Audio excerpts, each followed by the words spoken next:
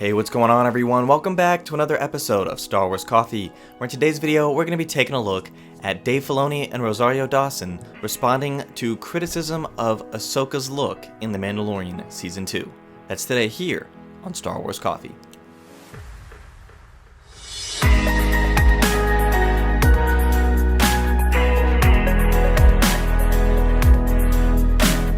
Greetings, Exalted Ones. Greetings to all you Jedi, Padawans, and younglings out there. This is Star Wars Coffee, keeping you up to date with all things Star Wars, especially the latest news and leaks from Star Wars, and of course, as always, giving you my analysis.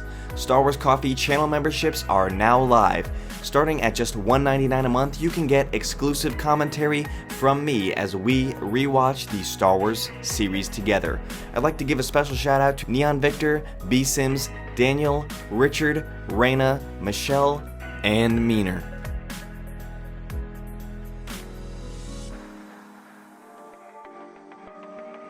Rosario Dawson's debut as Ahsoka Tano in The Mandalorian Season 2, Chapter 13, The Jedi, has been met with pretty much complete positive response.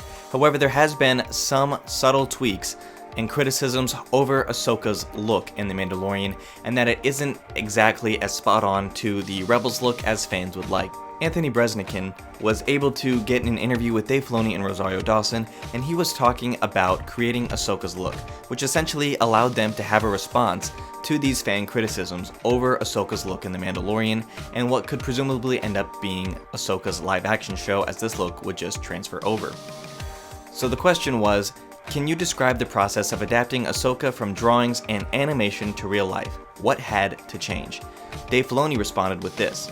It was a pretty amazing thing as we designed the costume and worked out all the details of that. Everything got considered to an unbelievable degree. The head, tails, the horns, I can't even tell you. It's hard. It's so rare a person in my position from animation gets to craft and guide the character's jump to live action. Rosario Dawson added, "What I love is that they have these facial markings, but they're all different on all of the different women that we've seen. In the cartoon it's almost like a face paint, but what Dave really wanted it to come off as very natural." Dave then responded, "Many tests were done, screen tests, because within the volume, it will tend to lean magenta. You have to worry about how a character like Ahsoka would look because the temperature that we have her orange could be dramatically different in the volume than in stage shots. So there were tiny little considerations that had to be made and adjusted." Rosario Dawson added again, "They definitely wanted the makeup to be very warm and natural, and the animation is very different and bold, and the lighting is so different. But in the real world, they wanted it to have that different kind of energy.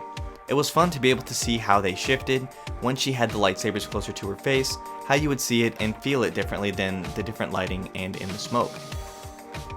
"How do you make sure the makeup and headpiece don't get in the way of the performance?" Anthony asked.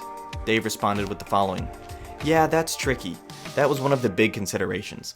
Performance-wise, I don't want her to be lost in all of this headgear and makeup, but she definitely is not. I kept things subtle in some ways with the markings.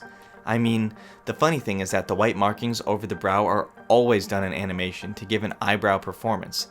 I don't want a brightly saturated character. Again, in animation it works, but in live action I think it works another way, and so you just have to play with the values and see.